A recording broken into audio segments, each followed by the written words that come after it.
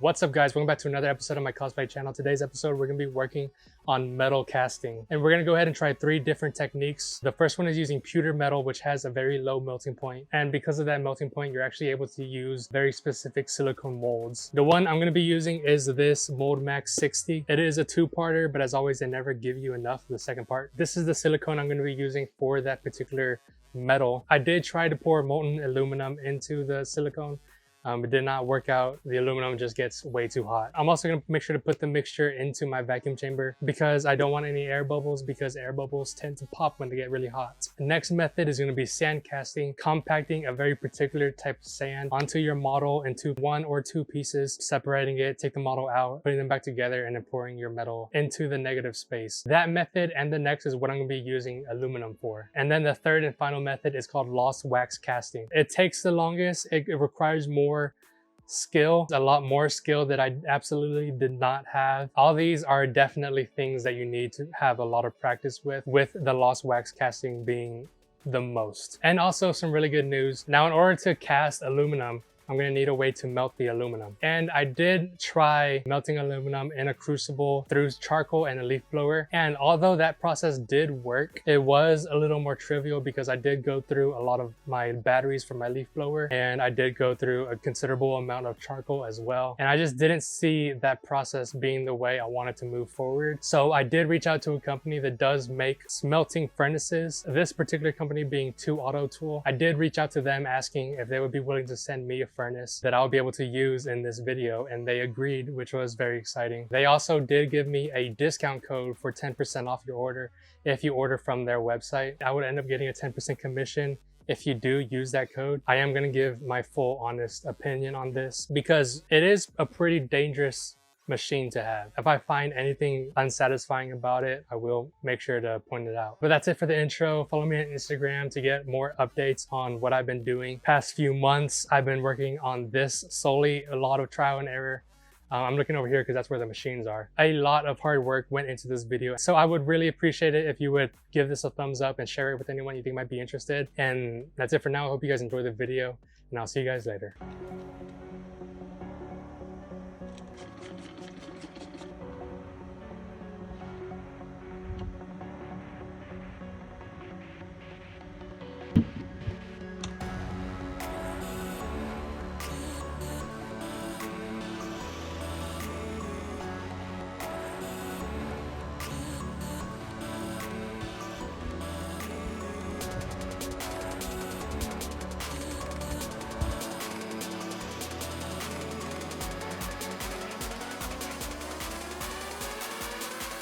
You can see I have a little piece of clay right there so that whenever I pour metal in here, they'll have a little channel there to help make sure that it fills everything in. Now when I pour this in, I don't have to be like as careful as I was last time because this is the back and no one's gonna see the back. So I don't really mind if there's bubbles because that's gonna be a really easy part to sand down. I'm gonna give this an entire day to set, clean up this corner, and also try to reveal that seam because it's really difficult to see on the edge. So I cut a little cut right there.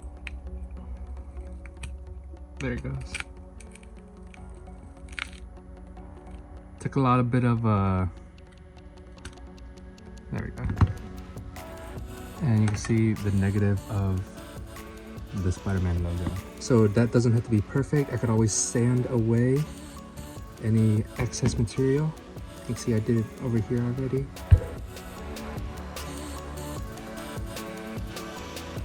Alright, so that experiment did not work. I was hoping I could get at least 1 cast, but now I'm going to try actually plan C. We're skipping plan B because I don't have time. This stuff is called pewter. It has a very low melting point. You can actually melt this on your stovetop, and because it's a much lower melting point, it should not burn my silicone as much as the aluminum did. So right now I'm going to test it out on the female buckle. I'm just going to cut off a little piece of this, put it in a little pot, and then use my propane torch to melt it down.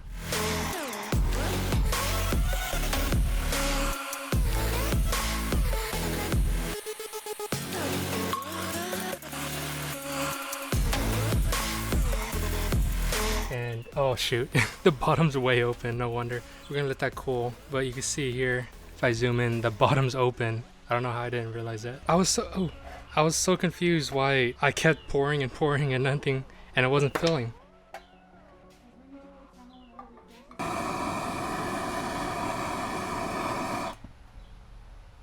You can see that it's split. I'm gonna have to do it again with more of this wood on higher up, but I'm gonna let that cool and see how that went. All right, so it's still extremely hot, but it is solid at least. I'm gonna pry it open. Not bad. Oh yeah, I forgot. I added these little channels here and right there, so that way you have a better flow. That's pretty good. Since it's the top that we want, and let me get a pointer here. Since it's the top part that we want, that little hole right there doesn't matter to me personally. And also this stuff here can get sanded off because it's gonna be hidden behind the belt strap. So I think this is a win. I'll be able to bend that with my hand and then polish everything. I think this one's a win.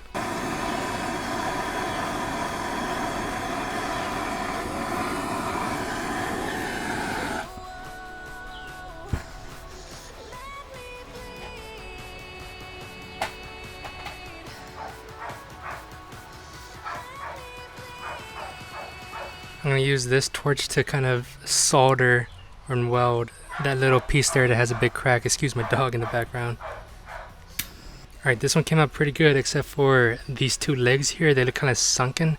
I think I had like a little too much talcum powder or dirt still in there from last time. So I'll be doing another one anyways, but I think it came out pretty good and I'm pretty sure it's going to look so good polished. So here is the gold melting furnace that I got. It melts a lot more than gold. You could also melt aluminum, steel, and brass and copper in here. So I actually reached out to this company and asked if they would be willing to send me one that I could use in a video. And they said yes, which I was very excited because this is the first time actually like working with the company. So I'm gonna go into a lot more detail of the actual furnace, but we're gonna do a little unboxing first. So first thing we see is gloves. Okay, I have really big hands. Usually when I get like work gloves, I get extra large, and these feel like they fit me perfectly. My fingertips are touching like the top seams, and the webbing is actually touching my webbing. That actually feels like a perfect fit. So that's good for me. We have instructions, 6-month warranty, and we have tongs here. Now I have seen other videos of people like doing this because I wanted to do research before actually checking it out. There's some glue on here, but in a lot of the videos the handles are not attached at all.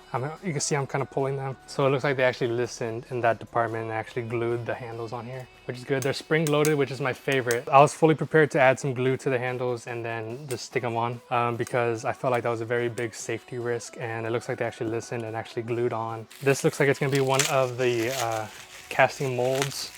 Yeah. So there were a lot of complaints about this one, about it being too small. I don't ever see myself using this, ever. I do have this larger one that I bought on a kit that's a lot larger, and I just feel like I'm more likely to use this one instead. We have a pretty hefty power cable. Something else I saw was that people complaining about the power strip getting a little too hot for comfort, so I'm gonna make sure to test that out as well. And then here we have one of our graphite crucibles. This looks like it's the large one. This one comes with 2 graphite crucibles. You can see this one's a big boy. It looks pretty good. No like visible damages or anything. So we have that, the big one. And then this one should be the smaller one. Yeah. This is the one I see myself using, but I do not doubt that I will use the other one. Okay. This is actually a lot larger than I was expecting. I don't know why. Without the feet, it looks like it's about 14.5 tall, 12 wide.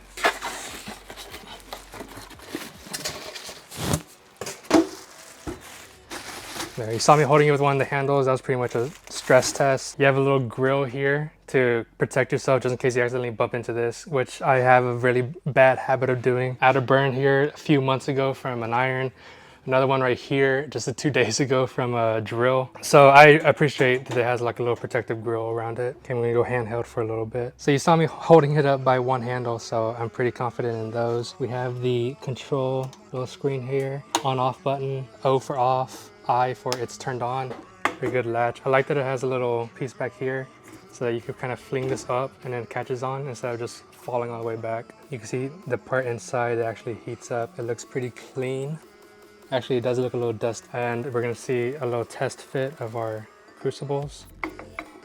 It's getting dirty. That's because it's graphite, and that's pretty much just pencil lead. Now, of course, this is the small one. I don't expect it to fit perfectly, but I am glad that I could like wiggle it around and I don't have to worry about it falling through. Let's get a larger one into there. That one's a lot more comfortable to use. It does feel like it's hitting that little piece right there. Actually, you could tell that it hit it because you can see there's a little graze of graphite. Then when we close it, I don't feel it hitting the crucible. And then of course, the tongs they gave me. Good. That's why I love the spring-loaded ones, because you could do everything in one hand. You shouldn't. You should be as careful as possible. But I could have it in there, you know, put this in, use my tongs to close it, use my tongs to open it, take it out, pour it.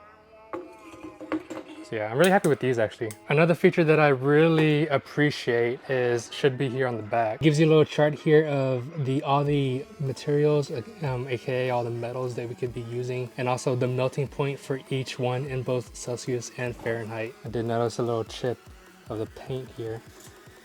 Don't know where that came from. But it's nice to have all the melting points listed so that I could easily just like take a look and then enter it into the screen here.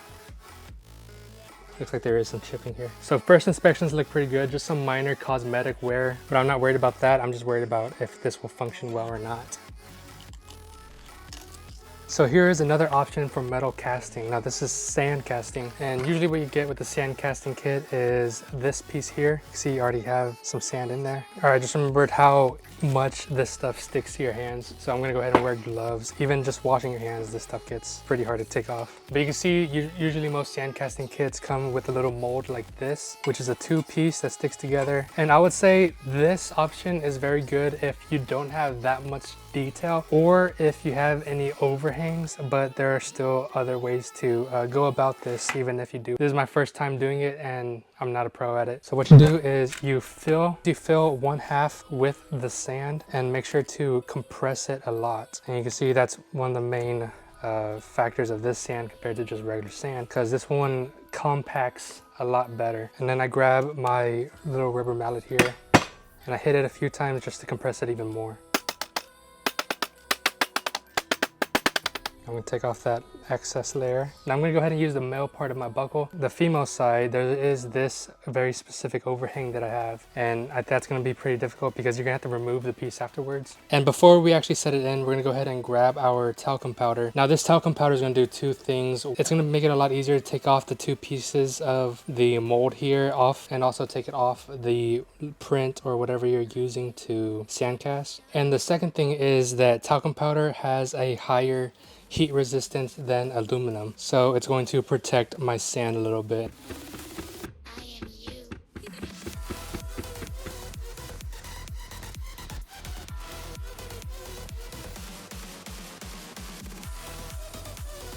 Now I'm going to use the head of this long bolt to compress the sand around it.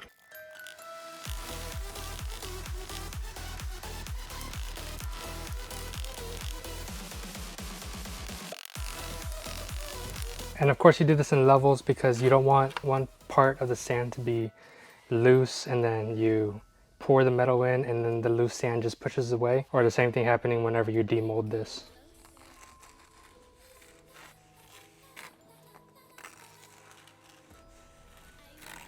So we compressed the other half, and because the other side was already compressed, this side should come off a lot easier. So I'm going to kind of slowly crack this open.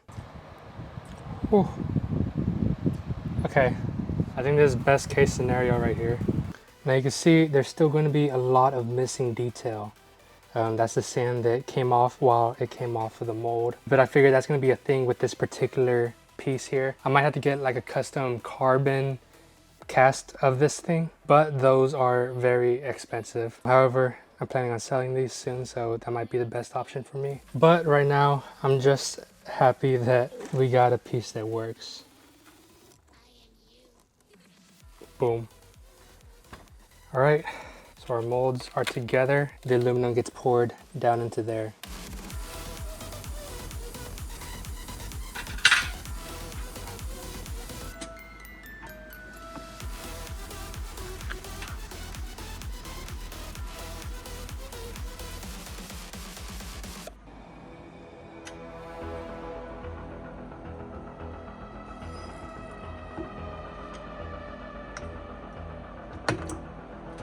Okay, I'm gonna go ahead and demold it now. It's still gonna be very hot, so I'm gonna make sure to wear my gloves. It's only been like 5 minutes since I poured it, so it should be fine.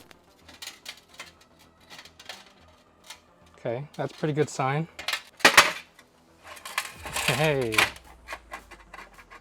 that's really good. It came out really nice. Yeah, I'm gonna go ahead and clean this up and then I'll show it off a little more, but this came out really good. What I'm showing now is a few of my failed attempts. I honestly did not know what I was doing for the most part, and honestly I don't know what a few of the things that I was messing up were either, but throughout every single one of these failures I did learn a lot more about what to do better. So eventually I just decided to start over from this point, and then there will be a better flow of my actual process of what I would decide to go with. All right, so now we're gonna try a method called lost wax casting. Now here I have a rubber base with a little hole, and that hole is for this piece of wax. Just jam it into there. So this sprue is going to be the place that we attach our wax casting resin pieces onto. This is the resin I'm going to be using. This resin is very easy to use. Here are my exact settings that I used, and my pieces have turned out great. So we have our sprue, and then we're going to attach our 3D printed pieces using some branches. Now this is the one I use. Also, I got all of this on Amazon. I'll leave affiliate links in the description. It's basically a skinnier version of this, but I also believe that they grab on to things a lot better. They come in various thicknesses. This is just the one that I got. And now we have to find a way to attach this piece onto here as low as possible, because we can't go too high or it's not going to fit the flask that we have, which I will talk a little bit more about later. But how we're going to attach this is with this pen here. You put a battery in here, then you hold down this button, and then this little tip heats up very hot, and we use it to basically melt the two pieces of wax together. Now keep in mind, afterwards we're going to be able to remove the rubber base, and then that's where the aluminum is going to be pouring in. So keep in mind that this whole piece is going to be upside down whenever you're pouring resin in. So whenever you attach the branches, you have to make sure that they're facing upwards, so that whenever you pour your metal in, the metal has an easy way to flow upwards into the space that you want to fill in. I don't want it about as low as possible down here. Clean up around the edges just to make sure that it's a full bond. We have a little piece facing upwards, and then you attach whatever piece you want to attach onto here. Also, this is going to be too heavy for that single one to hold on to, so I'm going to make sure to add another one. You do tend to drain batteries very quickly with this thing, but you saw there I made sure to get all the way in there, in between the branch and the sprue here, just to make sure that it's the entire piece that it's attaching and not just the edges. Now I'm going to attach these to the lowest point, and then my support over here. So you can see I have my resin print attached to the sprue. Now what I would do now is add some more of these, mostly on like bottom points like here to attach to there, and then more support just to hold it up, and then anywhere where I think the flow of the metal would need it. And after that, it'll end up looking something a little more like this. And then after that, we go ahead and use our little tool here to break off the wax at the highest point. Like in this case, I would have done it about right here where this little tree meets. But after that's cut off, we get our flask. This is a perforated one. This one is 4 inches by 3. You can see mine's perforated, means that it has holes, and that's because before we pour the metal in, we're gonna put this in the vacuum chamber. I'll explain about that a little more, but basically you put this over your little tree that you made, and then make sure that it's not touching any of the walls, and then we're gonna go ahead and pour our investment in here. However, I don't know if it's because my piece is too big or flat for these blue branches, but every time I pour my investment in here, the model always detaches. So I pretty much ditched this method. I'm going to use it for smaller pieces. However, this piece just won't cut it. So instead, I've opted into 3D modeling the entire thing into one piece. So that way, just this part doesn't fall off. You can see I do still need to sand this one. You can see this part right here, down there, and right here, those are not supports. Those are stuff that I put in intentionally so that the metal could easily flow into the model. This will be available on my Thingiverse if you want to check that out. The other half of the belt buckle is there as well. But you can see I pushed that part into my little rubber base here. And now with that attached, I could go ahead and put my flask over this, and then I'll be ready to pour my investment in here. That's pretty much plaster, but I have all these holes. I need to make sure to cover those up. And the way I'm doing it is just with some regular clear packing tape. Make sure your surface is clean, and then you can go ahead and go around your flask with this. I have my tape over there. I'm gonna make sure to rub around the holes to make sure that the tape is sticking onto it, and then my investment won't just fall out. Also take notice, I've also went about 1.5 inches above the top of the brim here. That's because we're gonna be putting this all into a vacuum chamber while the investment is in here, and that investment will rise because of all the air it is trying to escape. So there, push it down to make sure you got a good seal on the bottom. And now it's time to mix in the investment and pour it into our flask. So this is a 4 by 5 inch flask, and because of all the trial and error that I've been going through, I know for a fact that all you need for investment is 1,100 grams of investment, and then you're going to mix in 40 milliliters of water for every 100 grams of investment. Like I said, 1,100 grams of investment. So just take the 1,100 divided by 100, which is 11, and then you multiply the 40 milliliters of water with 11, and then I just rounded that up to 450 milliliters of water. So make sure you thoroughly mix the two together, and then you put that mixture into the vacuum chamber before you put it in the flask. Put it in there for about a minute and a half. After that minute and a half, you're going to want to pour this into the flask, and you want to make sure to do this carefully so you don't accidentally knock anything off of the sprue. But like I said, mine is all one piece, so I don't really have to worry about that. I'm still going to be careful with it though, but I'm still going to do it slowly just to make sure that the investment creeps into every single corner that I have available on here. And then after that reaches to the top of the flask, we're going to go ahead and put this into the vacuum chamber again for about a minute and a half. And make sure that you watch it, because as you can see here, as all of the air is being sucked out of the investment, you can see the investments rise well above where the top of the flask is, which is why it's important to make sure that you have that layer of tape above where the flask sits. And then after that's done, this should take about 3 hours to cure. However, the burnout process is about 13 hours, so I don't mind leaving this overnight. And then we're gonna make sure to get up pretty early, at least around 10 a.m. to start this. Like I said, this could be a 13 to 14 hour process, so you can spend your whole day just on this. So I have my kiln up here. Because my workbench is wood, I have it set on top of a very thick slab of concrete, and then on top of that I have it in this metal tray. And also, since you're melting a material, you're gonna want good ventilation. Now keep in mind, we took off the rubber base and now the wax is exposed, and we don't want to set this down straight on there because then the wax has nowhere to escape. So this one came with these blocks, and I'm going to set the blocks onto the little rim that's right here. You can't really see how, just gosh, I'm sweating. It's 110 degrees, by the way. You can't really see because of the angle, but there is space under there. And also I'm gonna make sure that when I turn it on, it's gonna be leaning forward just the slightest bit, so that to make sure that the wax leaks forward. So this could heat up to 2,000 degrees Fahrenheit. And what we're gonna do is we're going to slowly raise the temperature with the flask in it over about 12 to 14 hours. And then in that process, the wax is going to evaporate out of an exhaust hole that's on top. It'll get all the wax out of there. Now, something you need to do is you need to have a well-ventilated area. You can see my garage door is closed. That's just for the lighting and the noise, but I will open it once I turn this on. I would actually recommend doing this outside, but right now the weather is unpredictable. It might rain. I'm gonna have the garage door open, and then I'm gonna have two fans sort of just facing towards the garage door so that all the fumes from the melting wax escapes through there. There is a process of doing the burnout cycle. We're gonna heat it up to 300 degrees Fahrenheit and then let that sit for about 15 hours just to preheat everything, to prepare it, pretty much dehumidify it, because it is very humid down here in Texas. So we're gonna leave it at 300 for about 15 minutes to let all the water vapor that's trapped in here escape. I'm sure there is a way to program this to automatically do the burnout cycle, like with the set button here. I'm not sure how to do that. The manual that it came with didn't tell me how to do that, so I'm just gonna do it manually. I'm gonna go ahead and leave that heat up. I'm gonna open the garage door, turn the fans on, and then 15 minutes later I'll come back and explain more about the burnout cycle. So it's sat at 100 degrees for 15 minutes to get the water vapor out, and you can see here a little chart of the burnout cycle in Celsius, by the way, how over the course of a bunch of hours you raise the temperature, you leave it. You can see right here this goes up to Fahrenheit, so I wrote it down in American for you guys. So basically we're gonna leave it at 212 for 3 hours, and then over the course of 2 hours, every 30 minutes we're gonna raise it up a certain amount, leave it at 842 degrees Fahrenheit for 2 hours, do the same thing again, and then 1436 degrees Fahrenheit for 4 hours. So I'm going to be around here for the next 13 hours, making sure that everything is in tip-top shape. And then at an hour left, I'm going to go ahead and turn on my furnace and start melting the aluminum. You can see mine is smoking already. That's because it's the first time I turned it on, but this is pretty much just mostly steam and other contaminants that are already in there, just burning away. That's why I have my garage door open, and I'm actually gonna put a fan over here blowing that way so it's like towards outside. So now we're gonna go ahead and gradually increase the temperature. Right now I'm gonna go all the way to 369, and then every 30 minutes I'm going to raise the temperature until I reach my endpoint in 2 hours. 30 minutes later we're gonna go up to 506. 30 minutes later, I'm gonna up it to 663. 30 minutes later, and we're gonna move up to 832.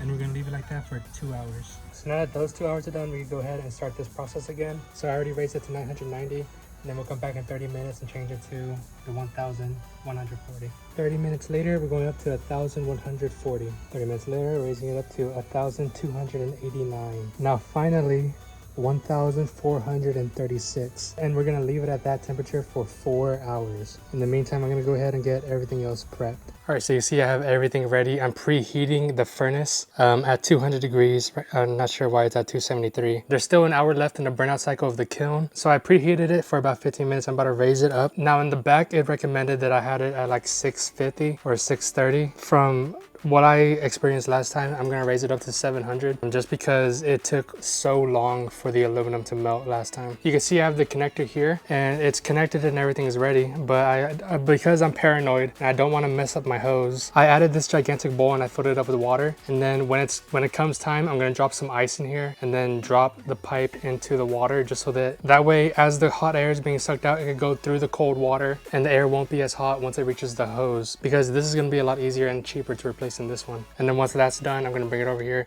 set it in, pour the aluminum in, and then hopefully we have a good cast. Thank you for almost being okay. You will be sacrificed. So for the sake of the video, instead of using aluminum cans, I went ahead and got this aluminum flat bar. That's just because the cans were giving me way too much slag from the paint and the plastic that it's coated in. Hopefully I don't mess up my phone/camera doing this.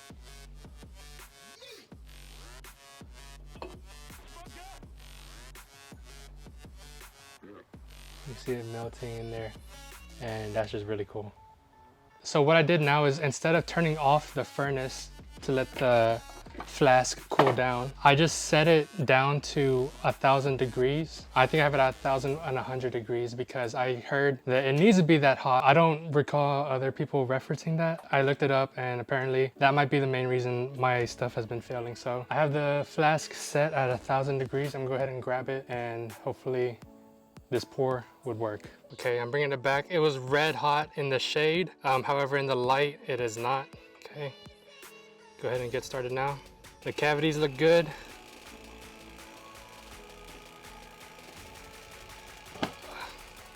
Okay.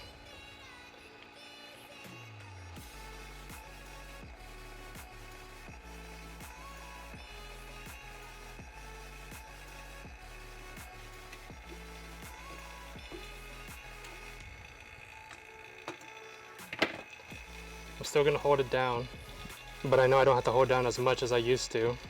Oh yeah, you can see my silicone melting in there. Oh! It forced an air pocket because of the vacuum. So there's really no point in me holding it anymore, but I'm still gonna do it.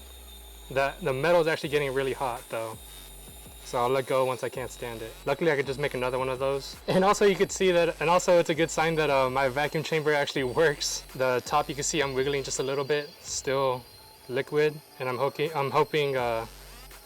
whatever vacuuming is left is enough to actually pull the aluminum wherever it needs to go. You know what else might be happening is, I think I made the hole that I cut on the steel plate here, I think I might have made it too big, and that's why it's sucking in. I'm just brainstorming around, just trying to figure out like what I could do better next time. But at this point, I think I've done whatever I can. I'm gonna feel my hose to see if it's hot. It is hot, but it's bearable. Actually, I don't even need to hold it, and you can see that the suction is still good. So now the vacuum is getting a little too hot. So out of fear that it's gonna mess up my vacuum, I'm gonna go ahead and release that. You can see, you can see the heat from the bucket is actually burning into the wood. Let's see if I can actually remove this. I'm gonna put it here, just so that my hose is not being heated. That is a thing I didn't consider. Once metal heats up, it warps. So that might just require me to just bend it again. Once that button hardens, usually that means that it's time to put it into the bucket. However, because of how hot I left it, I'm just gonna leave it a little more. And then another note is, whenever I put this into the bucket, I'm gonna make sure to hold it so that it's angled upwards so that the aluminum I have inside doesn't fall down into the bucket, because the aluminum's still going to be very, very hot. If the aluminum is still hot and it reaches the bottom, it's going to melt right through. Luckily it hasn't for me yet. So I started this at about 10 a.m. and right now it is about 1:30 a.m. That gives you an estimate of how long this usually takes me. So just keep that in mind. Make sure you start this either very early in the morning, or as I know some people do, they have like a computerized furnace and they let it sit overnight. Mine might do that, but I just need to do a little more research on it. That I'm done stalling for you guys. That's actually still sticky. You can see I'm pushing into it. I'm just gonna wait until it's solid. You gotta dump the whole thing in, because if you don't, the water's gonna splash back onto you and that's gonna be very hot.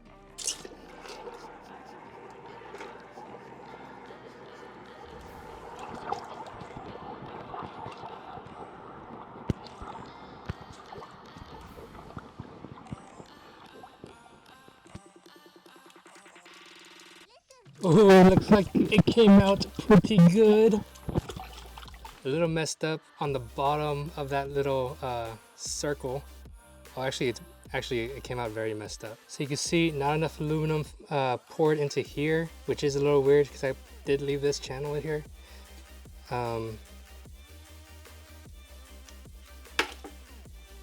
Oops. So we finally made it to the point where I can show you the end results of my labor. You can see here already attached to the belt buckle is the pewter casting I did. That's the one with the silicone mold, and I was able to melt it with just the blowtorch. Something that's very easy for me to notice being here is that this one does have a slightly greener tinge to my aluminum ones. It could just be because it is about a few months older than this one is, which is insane to think about that I've been working on this for that long. But you can see I also gave it a little black paint, and then once it dried I scrubbed it off to really pick up the design in the legs, and that way it's easier to see from far away. Here are the pros and cons of the pewter casting.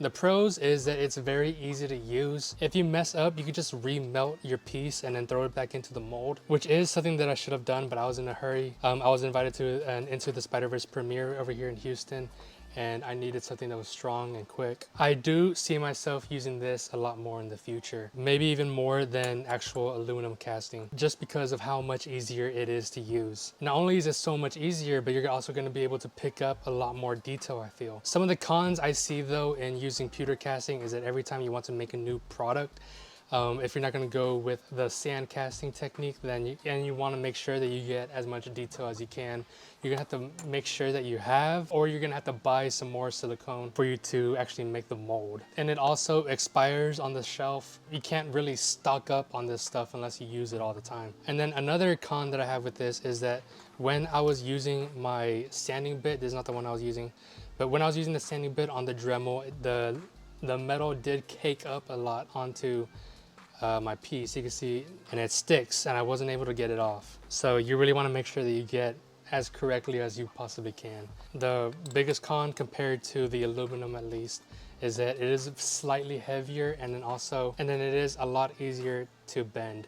Granted, that piece is very skinny right there. So for pieces that are going to be under a lot of stress, I don't really see myself using this. I think for the belt buckle, it is perfectly fine. I do see myself using this a lot more in the future, whether it's some cosmetic stuff such as like coins, or I know in like Norse mythology, God of War, they have a lot of metal designs. And you know me, I like to have as much practicality as possible, if I can even say the word, and accuracy, and having real metal on my cosplay is something that I think really brings me into the character and takes the cosplay to a next level. So as far as pewter goes, I am very happy with it. I still have a bunch of the pewter ingot left, and I definitely see this as being my go-to for metal casting. Now for my aluminum pieces. Now I know that you saw through the video, I am not good at casting aluminum. At least not now. I will be in the future, especially with how much I've learned through all the trial and error. But if you remember, this part here was made with the lost wax casting, and then this piece right here was made with the sand casting. And both I'm still learning a lot. The sand casting was definitely easier, but like I said in the video, this isn't really the type of thing that you're gonna want to use sand casting for. Maybe I had the wrong sand maybe my sand was very cheap and or wet, considering I didn't have the bag open like throughout the night. So that might be the problem with just how I was taking care of my sand. The sand stayed on the legs, so I didn't really catch that on the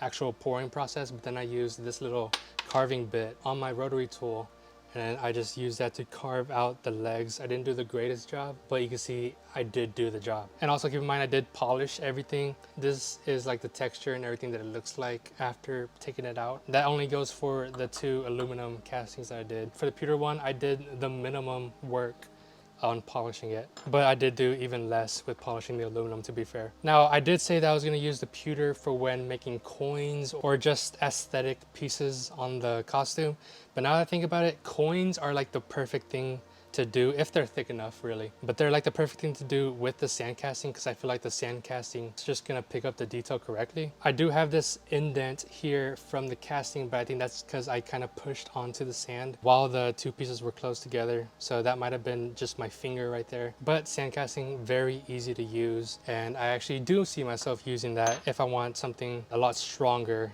than the pewter here. I'm actually putting considerable amount of pressure there, and it wasn't bending. Maybe for even mechanical pieces, if I think a 3D printed mechanical arm is gonna be too weak, I can maybe sand cast a piece out of aluminum, but I think that's gonna be under a very certain circumstance. Now, for the lost wax casting, the thing that gave me the most amount of trouble throughout the entire video, the one that gave me the most amount of trouble throughout a few months back to back. This one had a lot of trial and error, learning from my mistakes. One of the biggest things that I learned was you got to make sure that your flask is hot before you pour the aluminum in. I definitely think, and I'm pretty confident, that that was the big issue that I was having. But you can see the only parts that messed up is here, here, and then right there. Which honestly, if it was only this piece, this would have been perfectly fine. But the biggest thing I had a concern with, which is the reason I didn't use this piece for the sand casting, was this overhang right here. And it did pick it up beautifully. I was able to capture that. You can see I added my logo to the back. And the parts that actually got the aluminum, it came out very nice. The part that didn't get much, you can still make out the letters. So for high detail pieces, the lost wax casting is the way to go if I want to use aluminum. Another pro, aside from being much stronger from the pewter, is a lot lighter as well. And being lighter also means that it's a little bit safer to use as well. When I was bringing this down to the garage, I flung it over my back, and I'm not sure which side it was, but it hit me in the back, and it did hurt. It is much heavier than a normal belt buckle should be, but I don't think it would have hurt as much if it was aluminum. Now with the lost wax casting, the biggest con with it is how much more expensive it is to make one of these than these 2 right here. You have to buy the flask, you have to buy the rubber, you have to buy 3D printing resin, you have to buy the investment, you have to buy the aluminum, you have to buy the kiln, you have to buy the furnace. You also have to make sure that you have some sort of vacuum system to suck out all the air so that the aluminum could make its way into the model, and then more that I'm pretty sure that I am forgetting. All that, just the machines alone to use, are over $100 each. You have to be very serious about wanting to do metal casting if you're gonna make such an investment like this. But once it's mastered, I do see people being able to make their money back because of the quality that you get out of it. Maybe in the end it'll pay for itself. Right now, I'm very, very broke. And now for the final thoughts of this furnace. As you guys know, me and this baby have been going through a lot of trial and error. Me not understanding what I should be doing, for example, just because the melting point of aluminum is 660 degrees Celsius does not mean you should keep the temperature at 660 degrees, because you want it to stay hot and melted after the pour, and then have the aluminum at its liquid state to make sure that it gets into the crevices of your model. That was definitely something I was messing up the few first times that I tried lost wax casting. And I want to say that I used this thing no less than 10 times to melt my aluminum. I said in the beginning I was going to test out how hot the extension cord was going to get. It did not get too hot for comfort, in my opinion. The ones that took the most damage, the graphite crucibles. Now, this is something to be expected, especially with how many times I've used it. The one that took the most of the blunt is the bigger one. See, there's the bottom, and then a little deformation, but it powered through all of that. Nothing broke. I've seen some reviews where the lid, the white part inside of the lid did break. That did not happen to me at all. That likely happens when you don't preheat your furnace. So remember that. Make sure to always preheat your furnace at least 100 degrees Celsius for about 15 minutes. Luckily I did not burn myself touching this. When I'm using the tongs and then I was holding onto the crucible while it was hot for too long, when metal gets hot it expands. So I did notice the tongs get stuck to the crucible a little bit. Nothing that was like concerning or worrying me, but that is something that I did notice. But all in all, this bad boy I highly recommend. My biggest gripe was just the tiny little graphite mold that it came with, but keep in mind this stuff is usually used for like gold or silver, and if you're out there mining, you're not going to get a lot of gold, so it makes sense if you're just doing that tiny amount. But it would be nice to have the bigger mold included as well. But that's it for my, I guess, review of this thing. I'll give it a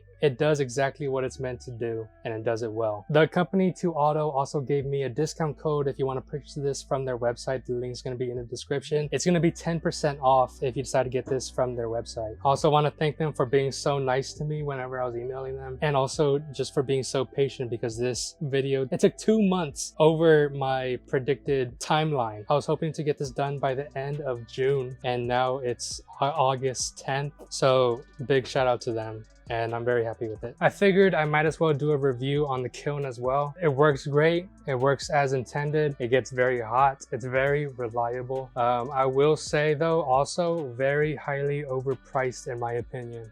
This thing was about $600, maybe more. If I remember, it was so long ago when I purchased this, and this is a very small unit as well. I know there's probably a bunch of stuff going on down here, but I just don't see this being that price. But beggars can't be choosers.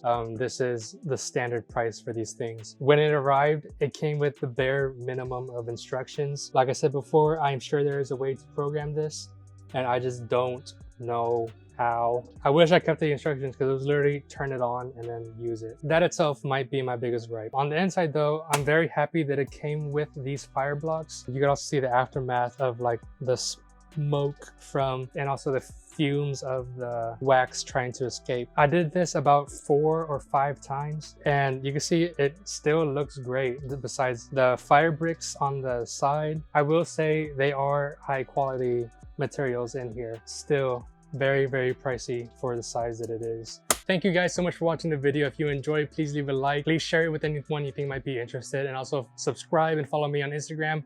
It's a lot of things that YouTube is making me say, but yeah, follow my Instagram to get more updates on my stuff. This is probably the hardest video I've ever had to make, and also probably the most expensive one to date. And I did all this for what came out as a belt buckle. I hope you enjoyed. For me, please share this with anyone you think might be interested. I am overall very happy with how everything turned out, especially the lost wax casting. Even though it was pretty much a failure, I was happy to finally get this far with it. Probably see through the darkness around my eyes that I'm very exhausted, but I do hope that you enjoyed this very long video. Keep in mind, I'm making a separate video for the vacuum chamber for the lost wax casting, pretty much because this video is already very, very long. I'm gonna try to get that out as soon as possible. But I hope you guys enjoyed the video and were able to follow along, and I'll see you guys in the next episode of whatever I do.